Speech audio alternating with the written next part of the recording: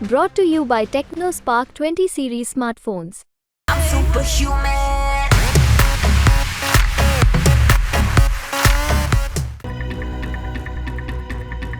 भारत और इजराइल की दोस्ती के चर्चे पूरी दुनिया में हैं। पीएम मोदी और नेतन्याहू की जोड़ी एक साथ टीवी कैमरे पर जितनी ज्यादा मजबूत दिखाई देती है, उससे ज्यादा मजबूती दोनों देशों के रिश्ते में है और दोनों देश एक दूसरे के साथ पूरी ताकत के साथ खड़े हैं। यही वजह है कि संयुक्त राष्ट्र मानवाधिकार परिषद में इजराइल के खिलाफ फिलिस्तीन में मानवाधिकारों के उल्लंघन को लेकर लाए गए 2 प्रस्तावों पर भारत ने वोटिंग नहीं की। मतलब कूटनीतिक रास्ते से इजराइल ने इस प्रस्ताव के खिलाफ भारत का जो साथ मांगा था, भारत ने उसे पूरा कर दिया। भारत ने सच्चे मित्र की भूमिका अदा करते हुए इस मतदान में हिस्सा नहीं लिया। दरअसल संयुक्त राष्ट्र मानवाधिकार परिषद में 2 प्रस्ताव पारित किए गए थे, जिसमें से एक था गाजा में इजरायली सेना की कार्रवाई अविलंब रोके जाने, वहां की घेराबंदी को खत्म किए जाने और इजराइल के हथियारों की आपूर्ति रोके जाने से संबंधित प्रस्ताव पारित हो गया था, लेकिन भारत उससे दूर रहा। 47 सदस्यों वाली परिषद में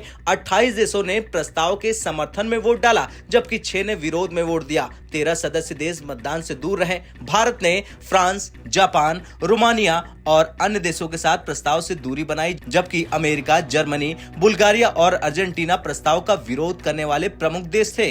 इजराइल के खिलाफ वोट करने वाले देशों में रूस, चीन, Bangladesh, Belgium, Brazil, Indonesia, Malaysia, Kuwait, Maldives, Qatar, दक्षिण अफ्रीका, यूएई और वियतनाम प्रमुख थे। प्रस्ताव के विरोध में इजरायली राजदूत ने सत्र का बहिष्कार कर डाला था। चलिए अब आपको बताते हैं कि इजराइल फिलिस्तीन विवाद पर भारत का क्या रुख है। दरअसल इजराइल और फिलिस्तीन के आपसी विवादों पर संयुक्त राष्ट्र में भारत ने कहा था, दोनों देशों को शांति बनाए रखने के लिए एक दूसरे से बातचीत का रास्ता अपनाना चाहिए, साथ ही दोनों देशों को एक तरफा कार्रवाई से बचना भी चाहिए। भारत ने इजराइल और फिलिस्तीन से संबंधित बैठक में कहा था पहले ही कि हमारा मानना है कि मुद्दों का समाधान और शांति 2 पक्षों के बीच आपसी वार्ता से ही हो सकती है। संयुक्त राष्ट्र में भारत ने इस पर चिंता जताई थी कि स्वास्थ्य ढांचा ठीक न हो पाने के कारण गाजा पट्टी की जनता पर अलग अलग प्रभाव पड़ रहे हैं। ऐसे में गाजा सहित फिलिस्तीन की जनता को तत्काल दूसरे सामान को उपलब्ध कराना चाहिए। भारत उन सभी प्रस्तावों का स्वागत करता है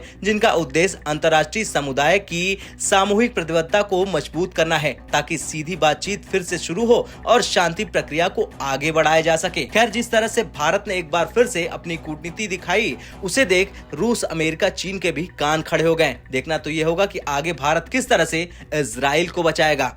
आपका क्या कुछ कहना है इस रिपोर्ट पर कमेंट कर जरूर बताएं। ब्यूरो रिपोर्ट, भारत तक।